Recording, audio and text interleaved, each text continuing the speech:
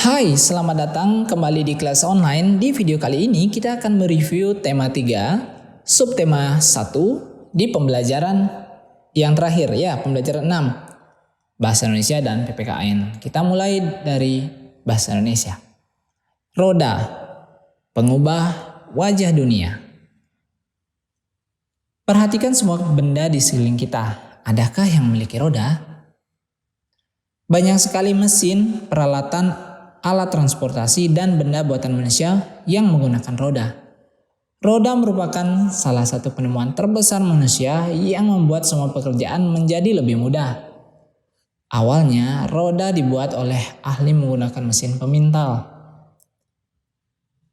Peninggalan roda paling tua itu berasal dari Mesopotamia yang digunakan untuk kendaraan di sekitar tahun 3000 sebelum Masehi. Kemudian muncul juga di Tiongkok, Arab, Eropa, dan belahan dunia lainnya.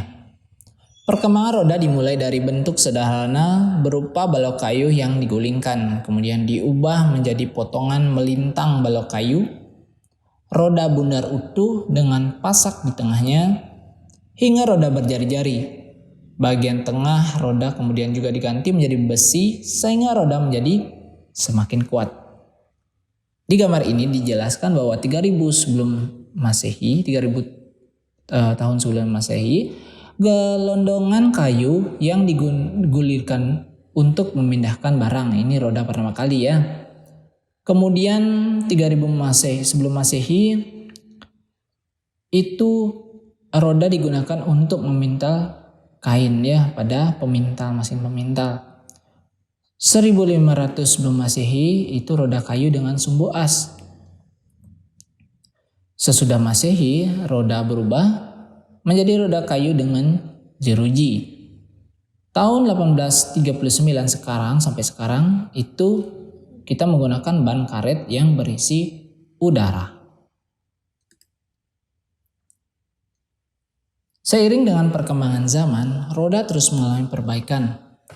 Charles Goodyear pada tahun 1839 berhasil menciptakan ban terbuat dari karet yang lebih tahan goncangan dan lebih kuat terhadap gesekan permukaan jalan.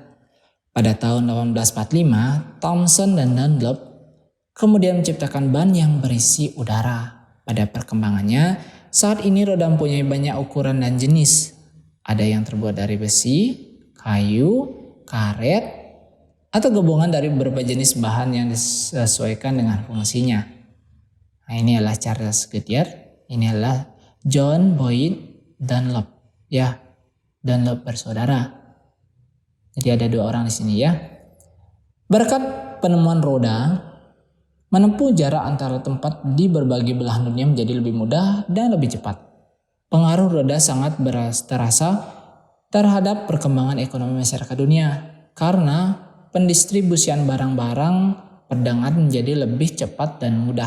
Tanpa roda, tentunya kehidupan manusia akan menjadi sangat sulit. Bayangkan tuh mobil gak ada rodanya. Kamu gak akan sampai kemana-mana. Kalau gak ada ditemukan roda, kamu gak punya sepeda sekarang. Ya, bagaimana sepeda tanpa roda? Ya jelas tidak bisa. Nah, itulah dikatakan bahwa penemuan roda ini juga merubah dunia. Yang membuat kita semakin dimudahkan dalam beraktivitas. Nah, jadi teks yang sudah kita baca tadi itu apakah teks eksplanasi atau tidak? Jawabannya iya, ya. Jadi teks yang tadi kita baca itu memang termasuk teks eksplanasi ya, karena merupakan sebuah teks ini yang berisi penjelasan dari kejadian ilmiah, yaitu penemuan ya. Itu adalah definisi dari teks eksplanasi ilmiah yang kemarin sudah kita bahas ya. Bagaimana kita mengidentifikasi informasi? Nah, jadi kita sekarang berlatih lagi mengidentifikasi informasi. Ya, kita lihat paragraf per paragraf dari teks yang tadi. Nah, jadi tadi ada 4 paragraf. Paragraf yang pertama itu topik masalah. Paragraf di tengah-tengah yaitu paragraf 2 dan 3 itu deretan menjelas. Paragraf terakhir adalah kesimpulan. Paragraf yang pertama, apa yang dibahas pada teks? Yang dibahas di paragraf pertama tadi, masih ingat, yaitu adalah penemuan roda. Paragraf kedua, menjelaskan tentang bagaimana sejarah penemuan roda, yaitu perkembangan roda ini dimulai dari balok kayu ya, digulingkan, kemudian menjadi potongan melintang dari balok kayu. Selanjutnya adalah roda bundar utuh dengan pasak di tengahnya, hingga roda berjari-jari. Bagian tengah roda kemudian juga diganti besi sehingga roda menjadi semakin kuat. Itu yang ada di paragraf yang kedua. Di paragraf 3 kita mengidentifikasi siapakah Charles Goodyear dan Thomson serta Dunlop. Ya, Charles Goodyear adalah penemu ban yang terbuat dari karet pada tahun 1839. Sedangkan Thomson serta Dunlop itu adalah penemu ban yang berisi udara. Itu poin deretan penjelas di paragraf ketiga. Kemudian paragraf keempat kita identifikasi kesimpulannya. Jadi berkat penemuan roda, menempuh jarak antar tempat di berbagai belahan dunia menjadi lebih mudah dan lebih cepat. Nah, itu adalah kesimpulannya. Oke, anak-anak bisa cari sendiri teks eksplanasi di internet, kemudian anak-anak lakukan hal ini secara mandiri. Ya, silahkan berlatih saja sendiri. Oke, kita lanjut ke pelajaran PPKN. Hak dan tanggung jawab. Nah, ini kita bahas di video sebelumnya ya, kita lanjutkan. Hak merupakan segala sesuatu yang diperoleh setelah melaksanakan kewajiban. Tanggung jawab merupakan kesadaran diri untuk berbuat sesuatu sebagai wujud kesadaran akan kewajibannya. Contohnya, di sini ada sebuah kisah.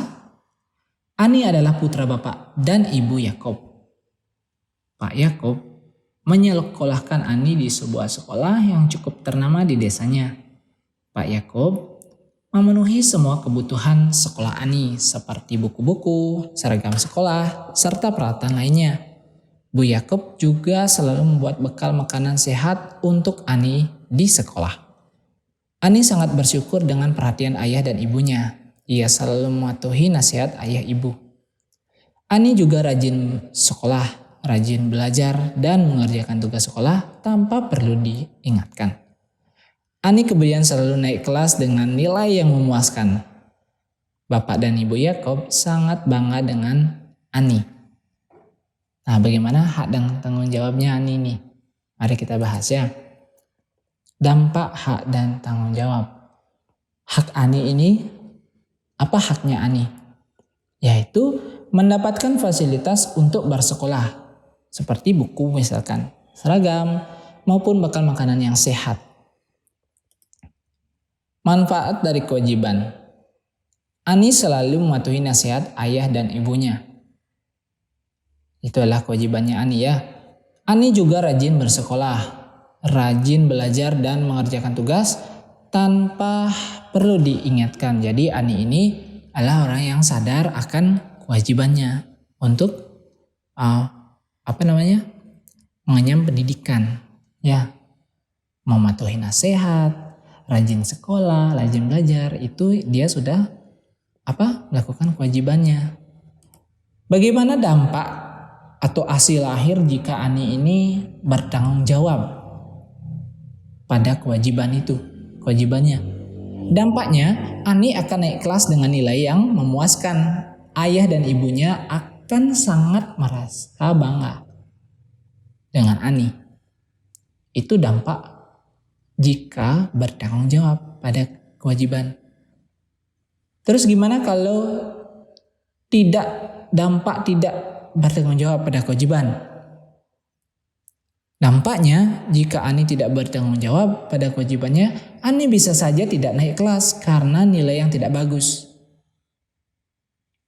Dan ayah ibunya pasti akan merasa kecewa pada Ani. Nah, itu dampak jika melakukan kewajiban dan jika tidak melakukan kewajiban. Nah, semoga anak-anak memahami ya, dan anak-anak juga dapat melakukan bertanggung jawab pada kewajibannya. Ya. Jadi itu pesan Bapak ya. Bagaimana dengan kamu? Apakah kamu sudah melaksanakan kewajibanmu secara bertanggung jawab?